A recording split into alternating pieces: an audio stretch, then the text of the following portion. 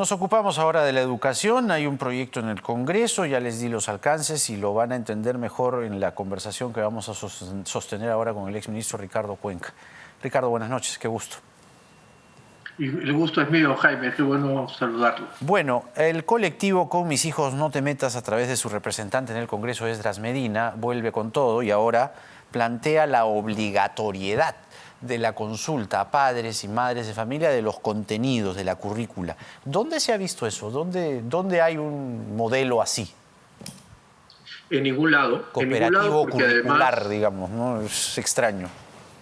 En ningún lado, porque además ya existen los canales. Los materiales educativos actuales, Jaime, han sido ampliamente consultados con un grupo de padres de familia. Luego recordaremos que en el 2019 hubo una situación un poco compleja en el Ministerio de Educación. La ministra Pablo conformó una comisión que fuimos, creo, 21 personas invitadas para determinar la situación de los textos. Entonces, los canales están, ¿no? En el fondo, de lo que se trata aquí son de dos cosas que son bastante preocupantes para el sistema educativo. El primero, de orden de política pública, que quiere decir que se le está restando un proceso que ha costado tanto en el país, de ir profesionalizando las políticas públicas y tener cada vez más sustento técnico y evidencias para poder desarrollarlas.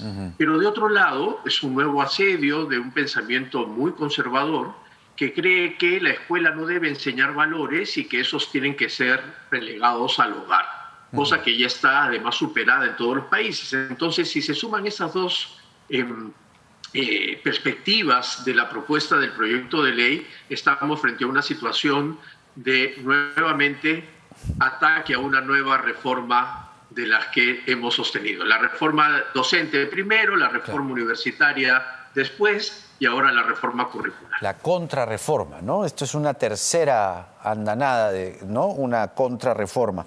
Pero, ¿cómo se haría una modificación así, digamos? Es decir, para que nuestro público que sigue atentamente esta entrevista se haga una idea, ¿no?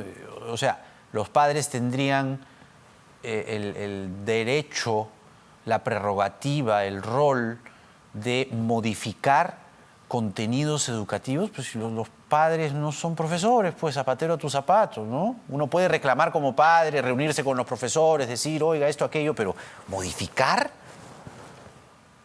Además, porque termina siendo estratégicamente muy absurdo, ¿no? Porque ¿quién va a tener la representación para poder decir este contenido sí y este contenido no? Ya sucedió en el año 2017 cuando Padres en Acción, esta institución que representaba el movimiento Con Mis Hijos No Te Metas, interpuso una demanda contra el enfoque de género en el currículo, que luego la Corte Suprema desestima, y en ese proceso un conjunto de otras familias que se llamaron Madres en Acción iban a presentar una contrademanda si es que se fallaba a favor de la demanda de Padres en Acción, es decir, para que se incorpore el enfoque de género. Entonces, vamos a estar en una situación nuevamente de incertidumbre en la que todo se retrasa y en lugar de avanzar hacia las cosas que necesitamos en educación, ahora que la OSD nos ha vuelto a invitar, o nos ha invitado, uno de los puntuales es la educación, y la educación tiene que estar lo más sólida y sostenida. Además equiparada con otras repúblicas, con otras sociedades, con otras idiosincrasias. Esto es mirarse el ombligo, ¿no? Retroceder, no sé, 40, 50 años. Si es que acaso hace 40 o 50 años un padre podía meterse en una currícula, tampoco, me refiero, ¿no? Acá, ¿no? Porque el problema de fondo aquí, no sé si coincidirás conmigo, pero el problema de fondo aquí es la animadversión a hablar de sexo. No, qué horror, ¿cómo le van a hablar de sexo a los niños? ¡Qué horror! Pero eso es un problema, no lo entiendo, de verdad. ¿Tú lo entiendes? No, por supuesto que no, porque además lo que creo es que hay un enorme temor en un grupo de padres a los que hay que explicarles que claramente la educación sexual integral es un proceso necesario para evitar violencia sexual, embarazos no deseados y todas aquellas cosas que luego efectivamente los propios padres de familia consideran, ¿no? Claro. Y lo segundo es que, a ver, a esta altura, pensar que en la escuela no se habla de sexo es absolutamente incomprensible, ¿no es cierto? Claro. aun cuando pensemos que la educación tiene que ser separada entre el hogar y la escuela, es de facto imposible que sobre estos temas no se hablen en la escuela. Claro. Entonces, una vez más, mejor organizarlos pedagógicamente para poder avanzar hacia ello, ¿no? Entonces, esta idea, Jaime, de tener a la participación de los padres de familia es, digamos, el eslogan, porque no es verdad que todos los padres de familia van a participar. Van a participar aquellos que están agrupados con ciertas condiciones. Los que han sido invitados a la Comisión de Educación son aquellos que han estado más vinculados a los movimientos de como con mis hijos no te metas. Entonces no es que mañana el señor o la señora que me está escuchando va a decir, yo mañana voy a decir que esto quiero que me enseñen matemáticas. Pero es que esas cosas generan estas propuestas, pues, ¿no? Entonces, exacto. Claro, bien dices algo, porque no sé tú, pero más o menos estamos por ahí, algunos años quizá de diferencia, pero cuando éramos chicos en el colegio, hablar de sexo era hablar en el patio, digamos, ¿no? Pues no es que no hablábamos de sexo, ¿no? Claro, venía el profe, ¿no? La profesora y no, todo el mundo callado y se reía nomás. Claro, pobre de ti que digas, ¿no? Pene, ¡ah, qué horror! ¿No? ¿No? Vagina, ¡oh, qué horror! Entonces, es un poco volver, me ha recordado eso, más bien ahora los chicos y las chicas tienen una guía de un profesor que les dice la cosa es así, asá, asá, asá. Recién nos enseñaban, bueno, a mí, recién sexo en cuarto y media, quinto y media. Y eso, ¿no? Nos matábamos de risa, jajajaja, o sea... Y que además, lo que yo siempre... Y además, Jaime, de acuerdo contigo, y además lo que había puesto en las redes y que insisto ahora, es que los padres revisen los materiales y revisen los lineamientos de educación sexual integral que aprobamos en junio de este año, del año pasado, perdón, para que se den cuenta que no hay ninguna de estas aberraciones que algunas voces dicen, sino que al contrario, se trata de un proceso pedagógico como lo hay en todos los países para poder justamente canalizar esos intereses, estas curiosidades y educar sexualmente a las personas para evitar los resultados de no haber sido educado en ellos, que son embarazos no deseados adolescentes, violencia sexual, discriminación sexual. Lo que se trata es de decirle, mira, esta es la manera de tratar el tema sexual en las escuelas y en las familias y, bueno, eso es también calidad de la educación. Exactamente, exactamente.